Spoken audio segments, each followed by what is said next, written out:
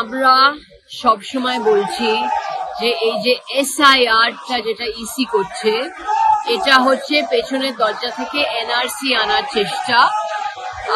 আমরা দেখছি যে প্রত্যেকটি বিজেপি রাজ্যে যেরকম ভাবে যারা বাংলা ভাষী, যারা বাংলা বলে, তাদের ওপরে অত্যাচার হচ্ছে আর আক্রমণ হচ্ছে, বাংলা ভাষার ওপর অত্যাচার হচ্ছে, বাংলাকে অপমানিত করা হচ্ছে আর বেঙ্গলকে অপমানিত করা হচ্ছে। তাই জন্য আমরা আজকে অনেকগুলো নোটিশ দিয়েছি। এখন এসআইআরটা বিহারে হচ্ছে, কিন্তু আসল লক্ষ্য হচ্ছে বেঙ্গল। বেঙ্গলে বিজেপি জিততে পারছে না, 21 আর 24 হেরেছে। তাই জন্যেই হাজার হাজার লোককে ভোটার তালিকা থেকে বাদ দেওয়ার জন্য এই চক্রান্তটা করা হয়েছে। বাংলাতে কথা বললেই বিজেপি বলছে যে সে নাকি বাংলাদেশি।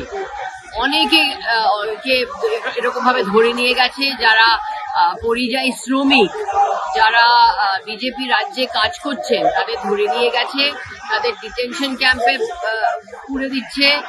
এটা আমরা সংসদের বাইরে এটার বিরুদ্ধে আমরা লড়ছি, আর আমরা অনেকগুলো নোটিশ দিয়েছি। আমরা চাই যে আজকে সদন চলুক, আর এই ইস্যুগুলো যেগুলো আমরা ওঠাচ্ছি সেগুলো আমরা পার্লামেন্টে ওঠাতে চাই।